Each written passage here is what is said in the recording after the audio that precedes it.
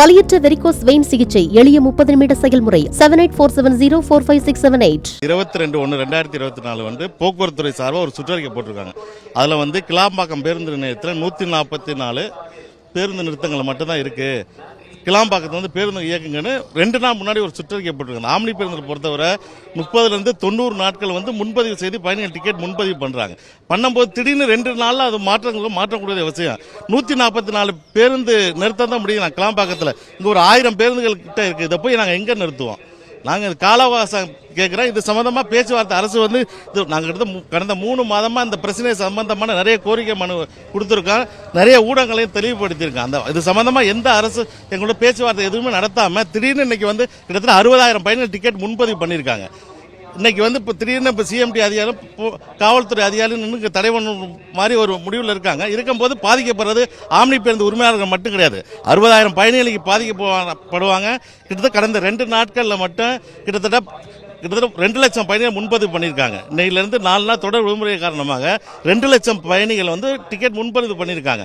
தைப்பூசம் குடியரசு விழாவுக்கு சொந்த ஊருக்கு போகும்போது இதில் பாதிக்கப்படுறது பயணிகள் தான். இதை வந்து அரசு வந்து கவனத்தில் கொண்டு இதை வந்து நடவடிக்கை எடுக்கணும். ஆல்ரெடி வந்து கிட்டத்தட்ட 2003 உயர்நீதிமன்ற ஆணை வந்து ஒன்று இருக்கு. சென்னை நகரத்துக்குள்ள வந்து ஆம்னி பேருந்துகள் வந்து செல்வதற்கு எந்த தடை இல்லைன்னு ஆணை இருக்கு. அதை சுப்ரீம் கோர்ட் வந்து இவங்க சிஎம்டி அப்பீல் போகும்போது அந்த தள்ளுபடி பண்ணிட்டாங்க. அதை எதிர்த்து நாங்கள் வந்து நேற்று வந்து போக்குவரத்து ஆணையர் அவர்களுக்கு ஹோம் செக்ரட்டரிக்கு நாங்கள் கண்டெம்ட் நோட்டீஸ் இஷ்யூ பண்ணியிருக்கோம். மீறிய வந்து அவங்க வந்து நடவடிக்கை எடுத்து எங்களை தடுத்தாங்கன்னா திங்கட்கிழமை அரசு மேலே நாங்கள் நீதிமன்ற அவமதிப்பு வழக்கு தான் தொடுக்க முடியும். இதுக்கு நாங்கள் ஆல்ரெடி நோட்டீஸ் வந்து நீதிமன்ற அவமதிப்பு நோட்டீஸ் அரசுக்கு ஹோம் செக்ரட்டரியிலேருந்து இவங்க போக்குவரத்து ஆணையர் கொடுத்துருக்கோம். மீறி அவங்க பண்ணாங்கன்னா அது வந்து உயர்நீதிமன்றம் தான் பார்த்துக்கோம். நாங்கள் என்ன பண்ண முடியும்? நாங்கள் எங்கள்கிட்ட அவ்வளோ அதிகாரமாக இருக்குது. பயணிகளை பாதிக்கப்படுவாங்க. அரசு பார்த்துக்கிட்டு இருக்கு.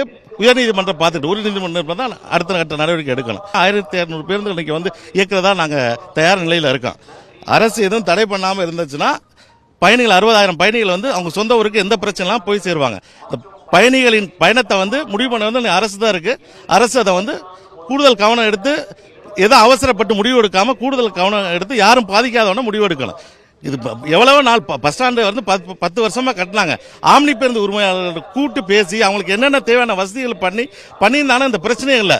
தவறுதலான நிறைய வழிகாட்டு முறைனால இன்னைக்கு வந்து இந்த சுச்சுவேஷனுக்கு பயணிகள் கடைசியில் பாதிக்கப்பட போறாங்க. இந்த அரசு வந்து அதை கூடுதல் கவனமாக எடுத்துக்கணும். அவ்வளவுதான் எங்க கோரிக்கை. வந்து பயணிகள் பாதிக்காதவன நடவடிக்கை எடுக்கணும்.